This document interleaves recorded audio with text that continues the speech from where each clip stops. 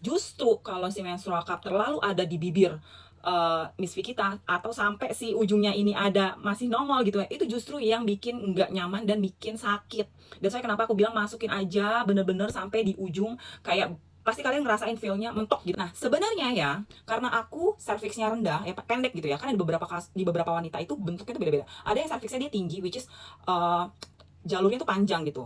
Itu better ini jangan digunting. Tapi kalau aku kebetulan cervixnya itu rendah, jadi kalau aku itu aku gunting potong sampai habis. Kenapa? Karena ini ganggu. Sekarang nggak aku potong, ujungnya ini itu bisa sampai keluar dari Miss V aku, which is itu jadi ganggu, sakit, gatel.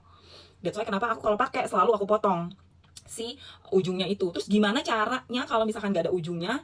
Gimana cara ngeluarinnya gitu ya? Nah keluarinnya itu karena cervix aku rendah ya, jadi aku bisa ngerasain misalkan kayak di ujung gitu ya, aku tinggal masukin tangan aku aja gitu ya, udah pasti berasa gitu. Nah begitu dia berasa, aku akan tarik sedikit karena ini sifatnya ngevakum ya, jadi kalian nggak bisa langsung tarik paksa gini tuh, nggak bisa.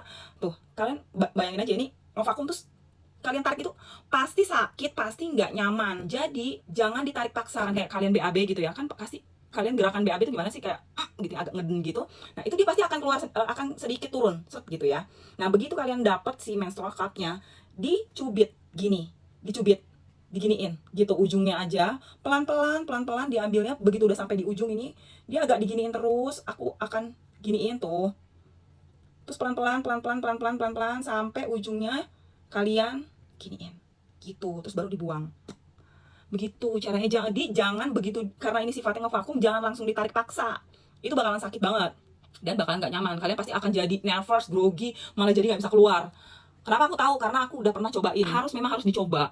Susah kalau misalkan kalian akan berasa feel-nya sendiri. Di masing-masing wanita itu pasti experience-nya beda-beda. Nah, kalau yang experience aku tuh ya memang berkali-kali baru aku tahu caranya, dan ya udah gitu, nggak yang jadi takut lagi karena udah terbiasa aja begitu.